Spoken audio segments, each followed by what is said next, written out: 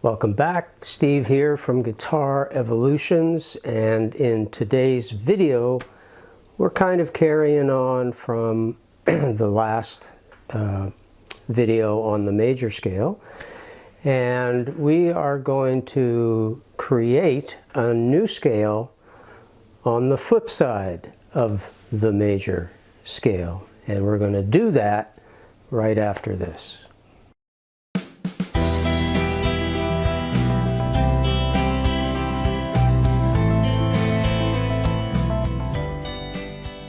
Okay, welcome back. So if you haven't seen the previous video on the major scale, you should check that out. It's also, I'll put a link to it in the notes below. And today what I want to do is begin to help to convince you how important the major scale is, because we derive our whole musical language from it, in addition to a whole bunch of very useful scales. And I think it's important if you at least know that they come essentially from the major scale. If you reverse engineer them, then you have a complete picture of what's happening, as opposed to, even though I'm on the net, going out into YouTube world or wherever and grabbing unrelated bits of information that I think just lead to more overwhelm and confusion. So I'm attempting to simmer down that confusion for you by walking through the system of music in a bit more of a logical fashion. Let me go and get my guitar, and we are going to explore the natural minor scale. Comes from the major scale, interestingly enough. Okay, I've got my guitar, we're ready to go.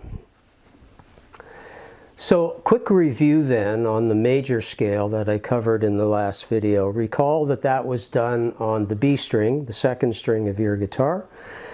And we went through it from a bunch of different perspectives. We identified where the notes are located in terms of the frets, fret numbers. We identified the interval structure between the notes, and I suggested to you that that should get memorized, which is the tone, tone, semitone, tone, tone, tone, semitone gig. Some people refer to them as whole tones. You can also just visualize it in terms of frets. A tone is 2 frets and a semitone is 1. So you could say, in terms of fret distances between the notes, 2, 2, 1, 2, 2, 2, 1. It's kind of like a phone number, if that helps you to remember that. So in this video, we're taking that thing that hopefully by now you know a lot about, and you've had some time to play with it against the backing track and really get familiar with it, at least on the 1 string. We're going to flip it over a little bit, and instead of starting on the C note,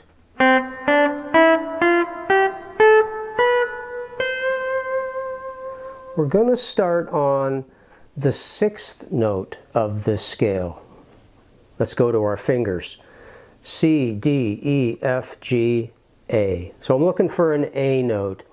To keep things simple, I mean, I could play it on the B string, but the A note is so high up the fretboard, there isn't one below this finger, that you'd run out of frets, especially if you're working on an acoustic guitar. So I'm simply going to find another A note that's lower down, and there happens to be one on the 2nd fret of the 3rd string. So we're going to use that one. And you're actually simply going to play the exact same sequence of notes, just starting on A. So if you think about this for a second, we're only working with 7 letters. So if I'm starting on A, the next is B, then C, then D, E, F, G, and another A, to get the full octave spectrum of that A minor scale. I should refer to it as the A natural minor scale. That's because there's a few different minor scales, just to confuse you more. But let's not go down that road right now. So here they are. Here's the sound of the natural minor scale. Here we have the A, B, C, D, E, F, G, and then the octave. And if I play that without talking, you'll get a better sense of its overall sound.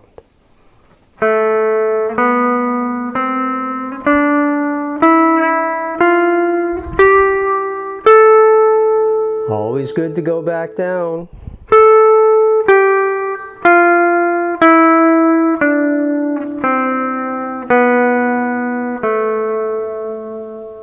There it is.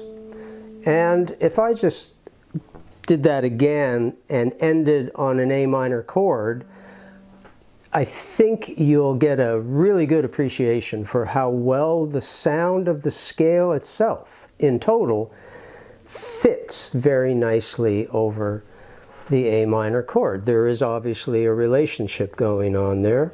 So let's test that out.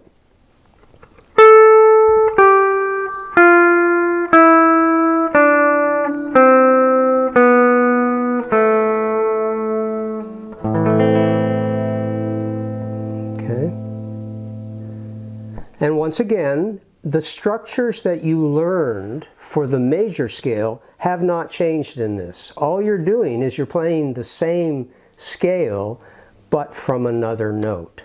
And in fact, you can do this from each of the notes of the major scale. We'll cover that in subsequent videos. Let's just focus on this particular one. Quick history fact. The reason we go to that sixth note of the C major scale, or any major scale for that matter, to find this natural minor scale, is it just evolved over the course of time and history, and people's ears got accustomed to hearing certain sounds from way back, 400 or 500 more years ago. And the sound of the major scale had a sense of, lightness and completion to it. So it got picked up pretty quickly.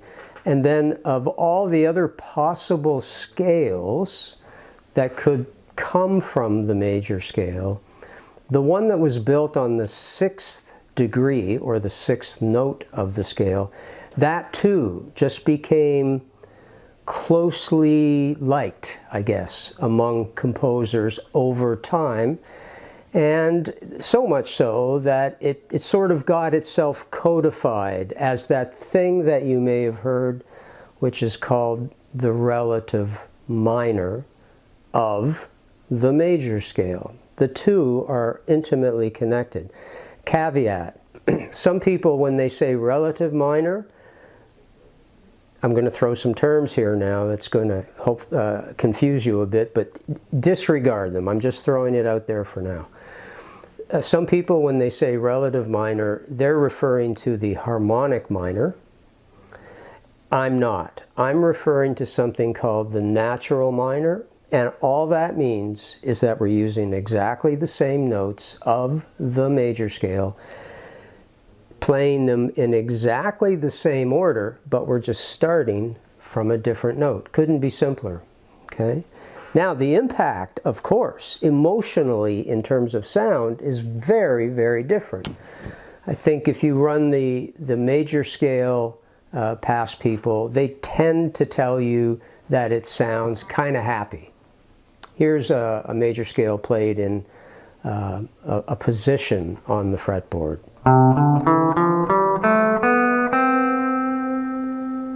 Here's the A minor, or the A natural minor scale, played in position on the fretboard.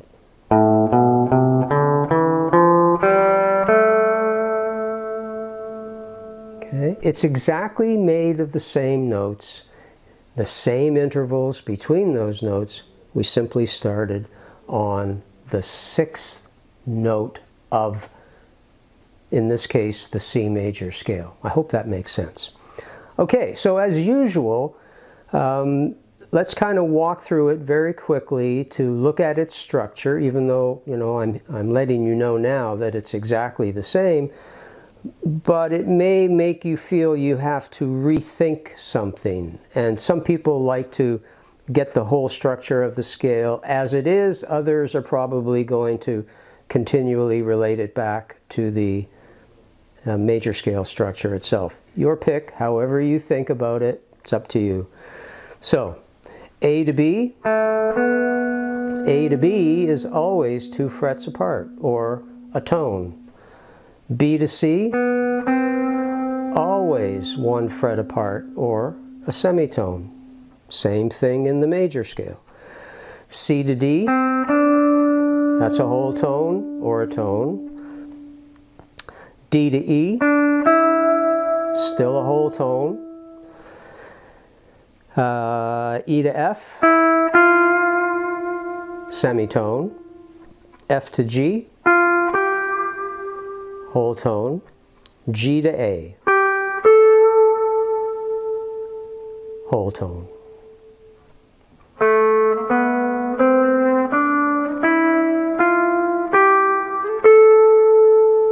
That's it. You're trying to get the sound of this thing in you. You need to walk through the fingering of it, of course, and by fingering I mean just play it up and down on the 1 string. You choose the fingers for now that make the most sense to you, but you have to get ultimately the sound of it in you. Remember, I said in the major scale episode that it isn't sufficient to be familiar with an idea. You have to really know it. You have to own it. And if you're walking through a scale only seeing it as a cluster of notes and fingerings and a shape and a thing that somehow you do in music, and you're not spending time sort of digesting the emotional content of it, in some sense you're missing the point. The whole point of a scale is to give you an environment, a place that you can go into and, in a sense, make music. So there's no better way of accomplishing that than playing against a constructed backing track that suits that purpose. And once again, in this episode, I've put one together for you which is available to you. It'll be located in the link will be located in the notes below. And, you know, dig in and start to use this thing, the A natural minor, to help you feel an emotional experience from you playing while the backing track is going. Sure, you have to get technically good at moving around a little bit. Spend as much time at that as you need, but realize the point is to make music. It isn't to rehearse the scale, although there is a place for that too. So let's cue up the backing track and see if I can make something up as I play along the scale. Hope you like it.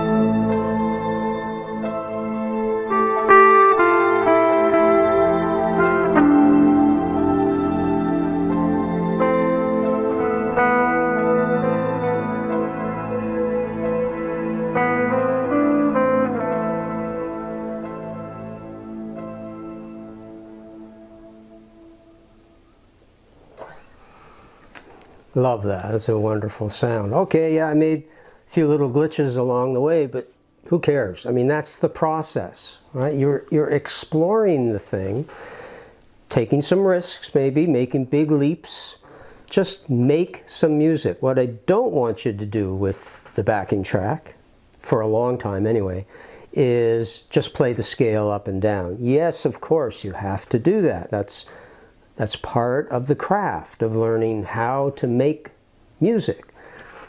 But in and of itself, it isn't music. You have to start mixing and blending things together. And speaking of blending, that's where we're headed in the next video. And I'll not give you any spoilers on that. I'm just going to let you know that it gets a little more complex, but you're not using anything new. This is the value of being able to work on specific topics, get really good at them, so that when a new topic comes up, you feel way more comfortable tackling it because you have a better context to put that new information in place. Again, as opposed to just grabbing any little bit of information you can from wherever and not being able to make any sense of how it all fits. I assure you, everything you do in music is connected in one way or another. Ultimately, even if it seems very vague, back to the major scale. And I'll also say again, I don't understand why guitarists in particular don't get access to that scale early in the process, nor do they develop a certain mastery of it. The pentatonic, minor pentatonic of course, is one of our best friends, but as many people experience, you can fall into a trap with that and you start sounding like pretty much everybody else. So we don't want that to be the case. Anyway, there you have it. The flip side of the major scale is the natural minor scale. And in this case, we played the A natural minor scale, because A is the 6th note of the C major scale. If you know things about keys and that sort of stuff, you might want to just test out your ability to pull out the natural minor scale for the key of G or the key of D. But not necessary at this point, but if you do have that info, use it, think about it, be good at it. Don't forget the backing track is available to you. Give me your best email. Link is down below in the notes. And I will talk to you in the next video. Thanks for hanging with me. Bye.